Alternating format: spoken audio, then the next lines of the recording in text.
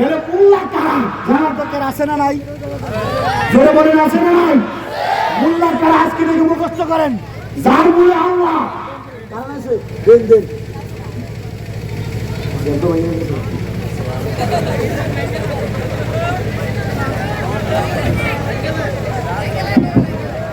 মুখস্থ করেন। মোল্লা কারা? যার মূলে আল্লাহ বলেন, যার মূলে আল্লাহ তারা বলে মোল্লা। যার মূলে জুড়ে যার মূলে তাকে কি বলা হয়? আমরা সবাই মোল্লা কারা? আমাদের মূলে আছে, আমাদের মূলে আছে। তাহলে আমরা আজকে থেকে মোল্লা রাজা আছি তো ইনশাআল্লাহ। এখন মোল্লা তো কোন পর্যন্ত? জোরে বলেন মোল্লা তো কোন পর্যন্ত? মসজিদ পর্যন্ত। দেখেন পৃথিবীর প্রত্যেকটা নবী রাসূলের, আমার নবীর আগে যত নবী ছিল প্রত্যেকের জন্য একটা নির্দিষ্ট ইবাদতখানা ছিল, নির্দিষ্ট একটা ইবাদতের জায়গা ছিল। কিন্তু আল্লাহ রাব্বুল আলামিন আখিরি জামানার পয়গম্বর তাজদারে মদিনা মুহাম্মদুর রাসূলুল্লাহ সাল্লাল্লাহু আলাইহি ওয়াসাল্লামের উম্মতদের জন্য একটা বিশেষ মুজিজা দান করেছেন। কি মুজিজা? শেষ নবীর উম্মত যারা, এদেরকে আল্লাহ রাব্বুল আলামিন এদের জন্য গোটা পৃথিবীটারে আল্লাহ মসজিদ হিসেবে ঘোষণা করেছে। জোরে বলেন না সুবহানাল্লাহ।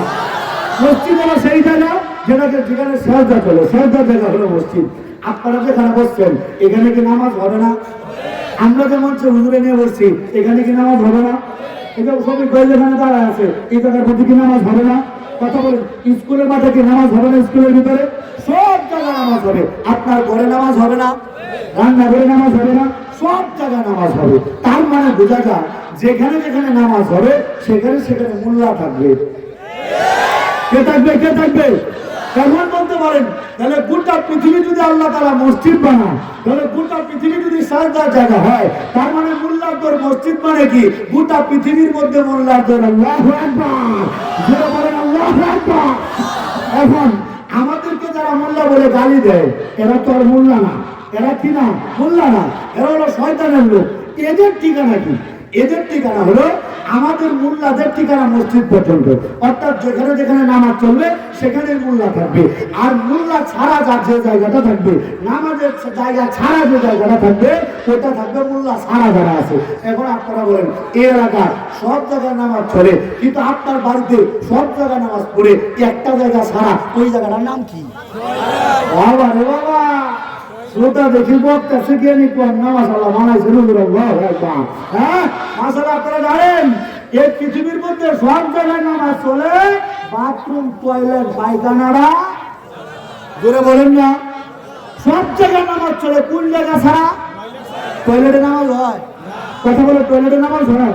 বলে যদি টয়লেট ছাড়া গোটা পৃথিবীর মধ্যে নামাজ চলে, তার মানে আমরা যারা মোল্লা আমাদের ঠিকানা গোটা পৃথিবী, আর যারা মোল্লা ছাড়া এদের ঠিকানা বাথরুম।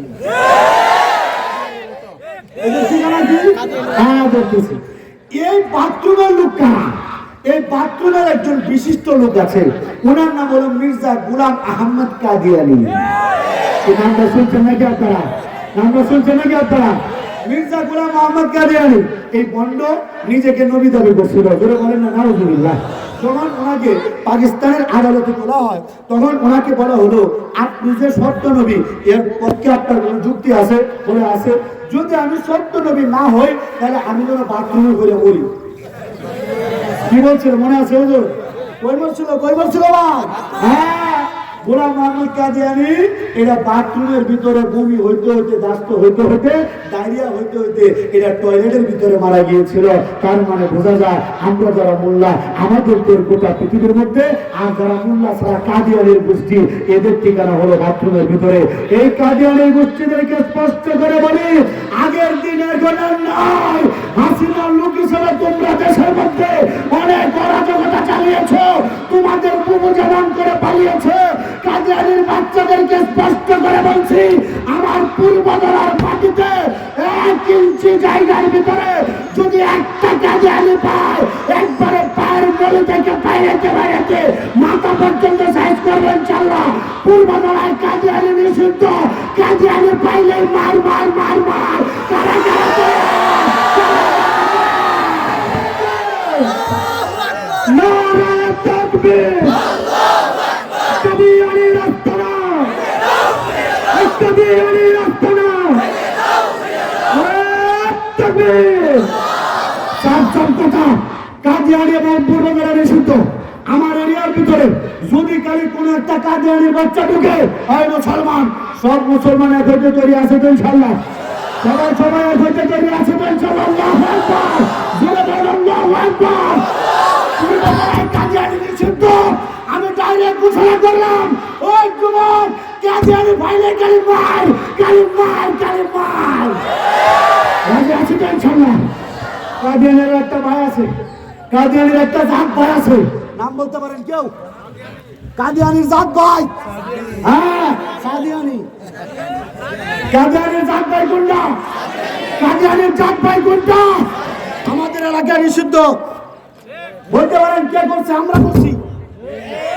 কথা বলেন না কেন? আপনারা কি আমার সাথে আছেন তো ইনশাল্লাহ? আছেন তো ইনশাল্লাহ? যুবক ভাই আছেন তো? আছেন তো? বড় ভাইরা আছেন তো? আমাদের পূর্বতলায় সাতপন্থী নিষিদ্ধ। কোন একটা সাতপন্থী আমার পূর্বতলা করতে পারবে না। তোর কোন বাপকে নিয়ে আসবি, কোন বাবাকে নিয়ে আসবি, পূর্বতলার মাটিতে সাতপন্থী চলবে না। এক ইঞ্চি জায়গা সাতপন্থীদের জন্য আমরা ছাড় দেবো না ইনশাল্লাহ। সাতপন্থী ভাই নেই, বাপরে বেড়া দুপুরা বেড়া। সাতপন্থী ভাই নেই, কাদিয়ানি ভাই নেই। এই সাতপন্থী আর কাদিয়ানির মতো আরেকটা গ্রুপ আছে, আরেকটা গ্রুপ পর্দা টর্দা মানে না, নবীরে মানে না, নারী পুরুষ একসাথে নামাজ পড়ে, ডিজিটাল নামাজ পড়ে। বলেন তো নামটা কি? এই তো মাশাআল্লাহ, হিজবুত তাওহীদ। নামটা শুনছেন না আপনারা? এটা কাফের। হিজবুত তাওহীদ কি? এরা ফরজ বিধান স্বীকার করে, এরা কাফের। হিজবুত তাওহীদ এরা নামে বেনামে যে কোনো জায়গায় আসবে, হিজবুত তাওহীদ পাইলে বাপরে, পূর্বতলায় তো মনে হতাম বাঘ মনে হয় নাই, এখন যে বাঘ তো পুরা হয়েছে, বাঘের বাচ্চাটি তৈরি হইতেছে। এর মানে বোঝা যায় যারা আমাকে মেরে ফেলতে চান, ওয়াসিফুল্লাহ নুমানী সহ রবিকুল ইসলাম মাদানীদেরকে নিঃশেষ করে ফেলতে চান, এদেরকে পূর্বতলা থেকে বলতে চাই, পূর্বতলা ওয়াসিফুল্লাহ নুমানী একজন না, পূর্বতলা রবিকুল ইসলাম মাদানী একজন না, পূর্বতলার শত শত হাজার যুবক, এরা প্রত্যেকটা এক একটা ওয়াসিফুল্লাহ, এরা প্রত্যেকটা এক একটা মাদানী। যখন ডাক চলে আসবে, আমরা মাথার মধ্যে কাপড়ের কাপড় বেঁধে বাতিল প্রতিরোধ করার জন্য ময়দানে নামবো ইনশাআল্লাহ। কারা কারা তৈরি? তাকবীর, নারে তাকবীর। দিন ইসলাম, দিন ইসলাম, ইসলামের আলো, নারে তাকবীর। আমাকে একটা জিনিস বুঝান আপনারা, এটা যদি আপনারা বুঝেন আমি মনে করবো আমার কথা বলা সার্থক। জঙ্গি আর সন্ত্রাসী এক না আলাদা? জয় মাশাআল্লাহ। জঙ্গি আর সন্ত্রাসী এক না আলাদা? জঙ্গি খারাপ না ভালো? মাশাআল্লাহ মাশাআল্লাহ। এই যুবক ভাই, জঙ্গি খারাপ না ভালো? আর সন্ত্রাসী? সন্ত্রাসী সন্ত্রাসী কথা বুঝছেন আপনারা? এখন আমরা যারা সত্য এবং ন্যায়ের পক্ষে থাকবো, আমাদেরকে জঙ্গি বলবে, কোনো সমস্যা নাই। আমরা হলাম জঙ্গি, এরা হলো জঙ্গলি। আমরা জঙ্গি, এরা কি? আমরা জঙ্গি, এরা কে? এরা হলো জঙ্গি, এরা হলো সন্ত্রাসী। এই সন্ত্রাসীরা গোটা পৃথিবীর মধ্যে তাণ্ডব চালাইতেছে। এই সন্ত্রাসীদেরকে প্রতিহত করার জন্য যুগে যুগে যুগে যুগে নবী রাসূলদের সাথে যুদ্ধ হয়েছে। এমনকি স্বয়ং আমার রাসূল পাক সাল্লাল্লাহু আলাইহি ওয়াসাল্লাম নিজে 27টা যুদ্ধের মধ্যে অংশগ্রহণ করেছে। যারা আপনাদের ভিতরে আছে সুশীল সমাজের মানুষ, যারা মনে করেন হুজুর কি দরকার মারামারি করার, কি দরকার গালাগালি করার, হুজুরদেরকে আনবো আর আমরা দোয়া করবো, দোয়া করলে সব হয়ে যাবে। বল বল বল। আমার উস্তাদ আল্লামা আব্দুল কালাম সাহেব হুজুর আজকেও ফেসবুকে পোস্ট দিয়েছেন, দোয়া করলেই যদি সব কাজ হয়ে যেত তাহলে রাসূল নিজে যুদ্ধ করতো না। মুসলমান, সব জিনিস দোয়া দিয়ে হয় না, কিছু জিনিস যুদ্ধের ময়দান থেকে আসে, কিছু দোয়া আছে যেগুলো যুদ্ধের ময়দানে করতে হয়। এখন আপনারা বলেন, স্বয়ং নবীজি যেখানে যুদ্ধ করেছেন, এই জায়গায় আমরা যারা আছি আমাদেরও তরিকা হবে দুইটা। এক নাম্বার তরিকা হবে দাওয়াত, 2 নাম্বার হবে যুদ্ধ, জিহাদ। এক নাম্বার কি? জোরে বলেন, এক নাম্বার কি? দাওয়াত। এই যে আমার ভাইরা, আমি দাওয়াত দিয়েছি, আমার মাকে দাওয়াত দিয়েছি। আপনারা জানেন আমার মাও কালেমা পড়েছে, আমার দুই ভাই কালেমা পড়েছে, এক ভাই এখনো কালেমা পড়ে নাই। যারা কালেমা পড়েছে মুসলমান হয়েছে, এখন যদি যুদ্ধে যায় ওনারা আমার সাথে যুদ্ধে সঙ্গী হবে, শরীক থাকবে। কিন্তু যারা আমার গোষ্ঠীর ভিতরে এখনো পরিমাণে হিন্দু রয়ে গিয়েছে, এরা যদি আমার যতই কাছের হোক, যতই রক্তের হোক, যদি জিহাদের ময়দানে নরেন্দ্র মোদীর পক্ষ নিয়ে আমার সামনে দাঁড়ায়, আমি কিন্তু ওই জায়গায় আত্মীয় দেখবো না, রক্ত দেখবো না, এই জায়গায় খালি গলাটা দেখবো। আমার কথা বুঝতেছে নাকি আপনারা? ঠিক করে পাবে কে আওয়ামী লীগ করে, কে বিএনপি করে, কে জামাত, কে শিবির, কে জাতীয় পার্টি, কে কওমি আলিয়া, কে ওয়াহাবি, কে সুন্নি, এটা আমাদের পরিচয় না। আমাদের পরিচয় আমরা এক আল্লাহর গোলাম, এক নবীর উম্মত। পৃথিবীর যে কোনো প্রান্তে একটা মুসলমান যদি আঘাতপ্রাপ্ত হয়, আমাদের মুসলমানের দিলের ভিতরে আঘাত লাগে। যদি আমার এই হাতে ব্যথা লাগে, আমার অপর হাতটা যেমন কষ্ট পায়, এই হাতে ব্যথা লাগলে আমার পা যেমন কষ্ট পায়, আমার পায়ে ব্যথা হলে মাথায় যেমন কষ্ট পায়, একটা মানুষের বডির একটা অঙ্গে ব্যথা পেলে সমস্ত দেহ যেমন ব্যথা জর্জরিত হয়ে যায়, ঠিক অনুরূপ ভাবে গোটা পৃথিবীতে কোন একটা মুসলমান নির্যাতিত হলে, নিগৃহীত, নিপীড়িত হলে, আমরা মুসলমান যে কোনো প্রান্তে থাকি না কেন, আমরা সেখান থেকে ব্যতীত হব। এদের জন্য দোয়া করব, টাকা পয়সা পাঠাবো, আর যদি সুযোগ থাকে ওদেরকে বাঁচানোর জন্য, স্বাধীন করার জন্য আমরা যুদ্ধে যাওয়ার জন্য প্রস্তুতি নেব। প্রস্তুত আছেন তো ইনশাআল্লাহ? সবাই প্রস্তুত আছেন তো ইনশাআল্লাহ? মুসলমান বর্তমান যে পরিস্থিতি হয়েছে, উলামায়ে কেরামদেরকে জিজ্ঞেস করেন, বর্তমান পরিস্থিতির মধ্যে সাপ সাপ কথা, এখন যে মুহূর্ত চলতেছে ফিলিস্তিনিতে, যে মুহূর্ত চলতেছে গাজার মধ্যে, এখন আর দাওয়াত চলে না, এখন আর দাওয়াত চলবে না, এখন চলবে জিহাদ। সুতরাং ও মুসলমান, ও যুবক ভাইরা, পয়লা বৈশাখ পালন করা এবার বাদ দিলাম। কি দিলাম? কি দিলাম? বলতে পারেন হুজুর কি বলেন? পয়লা বৈশাখে যাব, রমনার বটমূলে যাব, আমরা গান গাইবো, এসো হে বৈশাখ, এসো এসো। এই মুসলমানের বাচ্চা, এসো হে বৈশাখ, এসো এসো মানে এটা তো হিন্দুদের সূর্য পূজা। এটা কি পূজা? কি পূজা? হিন্দুদের সূর্য পূজা।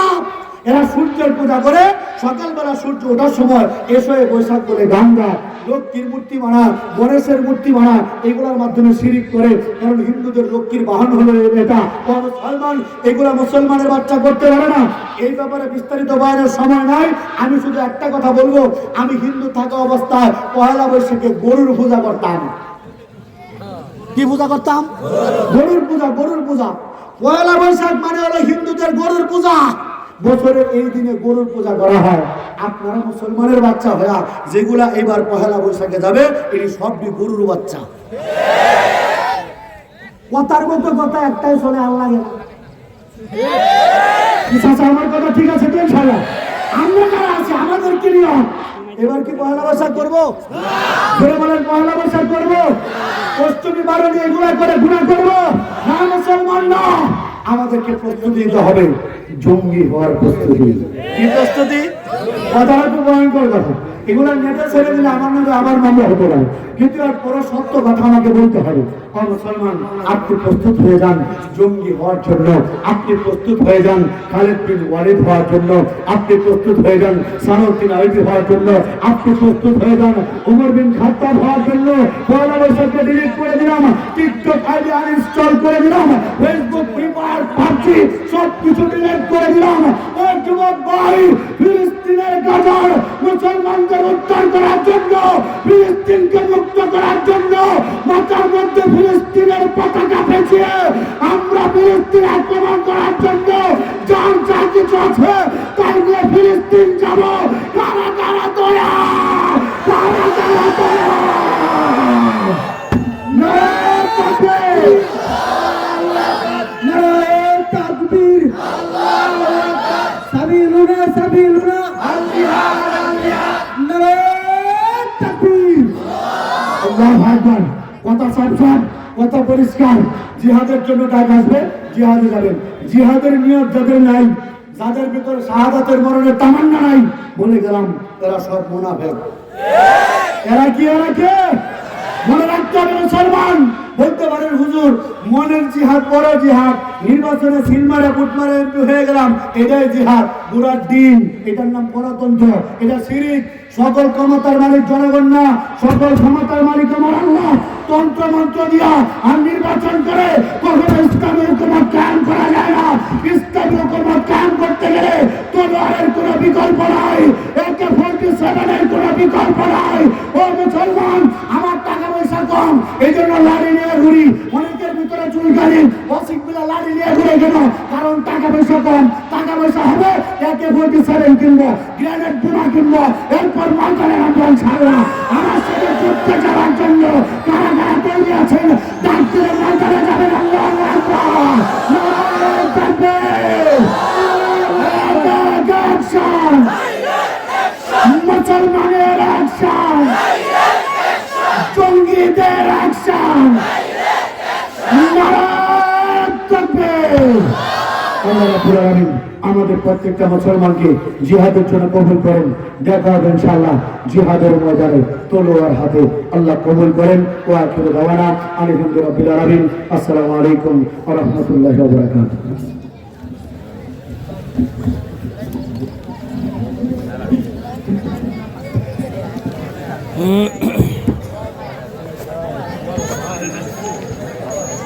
হুজুর আমাদেরকে বলে কি জানেন?